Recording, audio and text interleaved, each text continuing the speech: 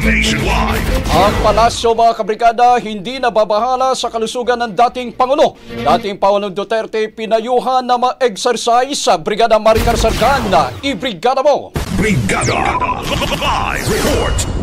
Naniniwala ang Malacanang na walang dapat ikabahala sa kalusugan ni dating Pangulong Rodrigo Duterte sa kabila ng ulat mula sa kanyang pamilya na labis itong namayat habang nasa dahig. Ayon kay Palace Press Officer Claire Castro, base sa pahayag ng dating asawa ni Duterte na si Elizabeth Zimmerman, bagamat pumayat ito ay mukhang nasa maayos naman itong kalagayan. Lalo't mismong ang dating Pangulo pa raw ang nagsabi na okay siya at hindi na rin daw siya umiinom ng maintenance medicine. Ganito rin daw ang sinabi ni Vice President Sara Duterte na maayos ang lagay ng kanyang ama.